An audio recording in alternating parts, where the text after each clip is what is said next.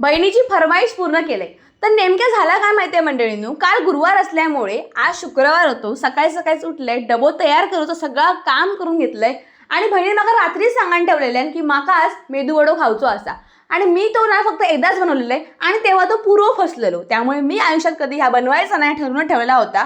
पण आज पुन्हा ट्राय करूया म्हणून मी विचार केलाय आणि सुरुवात पण केलंय. सगळं रात्री डाळ भिजवून ठेवलेलीच होती आणि आदल्या दिवशी उपवास असल्यामुळे ना अंघोळ केल्याशिवाय आपण काही खाऊ शकत नाही. त्यामुळे मी काही खाऊन बघणार नव्हते.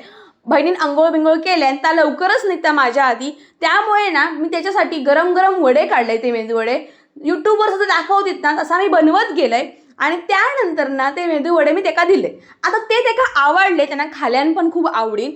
पण नेमक्या ज्या टायमिंगला मी अंघोळ केलंय, मी खाऊक गेले ना, तेव्हा माझ्यान काय ते खावणं आणि माका एवढे काय आवडले नाही. जसे बाहेर बनवतात तसे बनले नाही होते. त्यामुळे ना माका ना कॉमेंट करून ना तुम्ही कसे बनवतास ते माका नक्की सांगा. त्याची रेसिपी माका कॉमेंटमध्ये नक्की सांगा. आणि आज शुक्रवार असल्यामुळे उद्यापन करूचा होता, त्यामुळे सगळं उद्यापन केलंय. सामानचा काय असताना सगळं व्यवस्थित भरून ठेवलंय आणि मी माझ्या कामात गेले. संध्याकाळी घराकडे गेल्यावरती ना आज बहिणीची पुन्हा फरमाईश होती की मस्तपैकी ना माझ्यासाठी वांग्याची भाजी बनव, कारण त्याला ना वांगी आणि बटाट्याची भाजी खूप जास्त आवडतं.